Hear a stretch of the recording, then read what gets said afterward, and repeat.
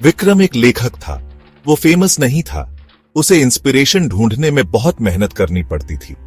वो एक छोटे से अपार्टमेंट में रहता था। शहर का शोर ही उसका साथी था। एक दिन कुछ अजीब हुआ। विक्रम को एक खत मिला। वो पुराना और पीला पड़ गया था। एनवेलोप पे लिखा हुआ धुंधला हो गया था। उसे एड्रेस मुश्किल से पियाज पा रहा था। वो एक ऐसे गांव से था जिसके बारे में उसने कभी सुना भी नहीं था। एक गांव जिसे समय भूल गया था। खत में उसके परिवार के बारे में लिखा था। इसमें लिखा था कि एक रहस्य सुलझाना है। ये उसे आने के लिए कह रहा था। विक्रम की रूह कांप गई। वो कभी एडवेंचर वाला इंसान नहीं था, लेकिन खत में कुछ ऐसा था जो उसे बुला रहा था। विक्रम को क्यूरियोसिटी का एहसास हुआ। उसे खुद इस गांव को देखना था। उसने अपने मन की आवाज को अनसुना करने का फैसला किया जो उसे रुकने के लिए कह रही थी। उसने अपना बैग पैक किया और अनजान सफर पर निकल पड़ा। बस का सफर लंबा और थका देने वाला था। विक्रम अकेला पैसेंजर था। बस खड़खड़ा रही थी और हिल रही थी, जिससे उसकी बेचैनी बाँच रही थी। धूल भरी खिड़की से उसने देखा कि लैंडस्केप बदल रहा है। हरे भरे खेत सूखी बंजर जमीन में बदल गए। जैसे ही सूरज डूबने लगा, विक्रम गांव पहुंच गया। वहां सन्नाटा छाया हुआ था।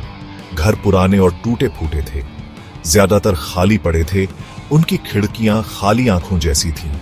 हवा में सड़ांध सी महक थी। विक्रम का दिल तेजी से धड़क रहा था। उसे अनहोनी का आभास हो रहा था। वो सुनसान गलियों में घूमता रहा। उसके कदमों की आवाज खामोशी में गूंज रही थी। सिर्फ सूखे पत्तों की सरसराहट की आवाज आ रही थी। उसने देखा कि कुछ घरों की दीवारों पर अजीब सिंबल्स बने हुए थे। वे प्राचीन और अपशकुन वाले लग रहे थे। जब वो उनके पास से गुजरता था तो सिंबल्स धड़कते हुए लगते थे, जिससे उसकी रूह कांप जाती थी। एक बूढ़ी औरत अपने घर के बाहर बैठी थी। वो जिंदगी की एकमात्र निशानी थी। उसकी आंखें गहरे दुहक से भरी थीं। जब विक्रम उसके पास पहुंचा तो उसने धीमी आवाज में बात की।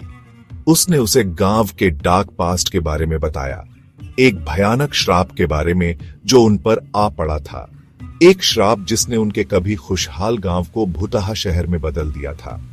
गांव वाले गायब हो गए थे। उनके भाग्य की सिर्फ फुसफुसाहटें ही बाकी थीं।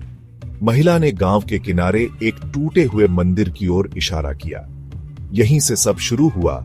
उसने कांपती हुई आवाज में फुसफुसाया। उसने विक्रम को जाने की चेतावनी दी। ये जगह श्रापित है, उसने कहा। उसके शब्द विक्रम के कानों में गूंजते रहे जब वो मंदिर की ओर चला। वो इस एहसास से छुटकारा नहीं पा सका कि वो एक जाल में फंस रहा है। चौथा भाग, श्राप का खुलासा। मंदिर खंडहर में था। बेलें और लताएं उसकी टूटती दीवारों पर चढ़ गई थीं। हवा में एक अप्राकृतिक सन्नाटा छाया हुआ था। ये उमस भरी हवा से भी ज्यादा भारी लग रहा था। जैसे ही विक्रम अंदर गया, हवा ठंडी हो गई। एक बदबू उसकी नाक में भर गई। उसे उल्टी आने लगी। जमीन पर हड्डियां बिखरी पड़ी थीं, इंसानों की हड्डियां। उसने देखा कि दीवारों पर प्राचीन शास्त्र खुदे हुए थे। वे विश्वासघात और बदले की कहानी बता रहे थे। एक शक्तिशाली जादूगर की कहानी जिसने गांव को श्राप दिया था। उसने उनकी आत्माओं को हमेशा के लिए कैद करने की कसम खाई थी। विक्रम को अपने पीछे किसी की मौजूदगी का एहसास हुआ। वो धीरे से मुड़ा।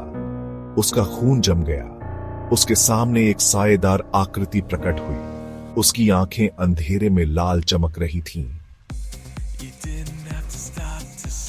पांचवां भाग, भागना और रहस्योद्घाटन। आकृति विक्रम पर झपटी। वो चिल्लाया और रास्ते से हट गया। उसके अंदर दहशत फैल गई। उसे भागना था। वो मुड़ा और भागा।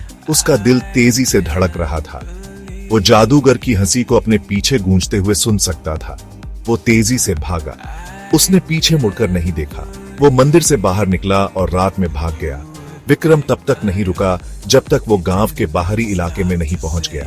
उसने गांव की तरफ देखा जो अब अंधेरे में डूबा हुआ था।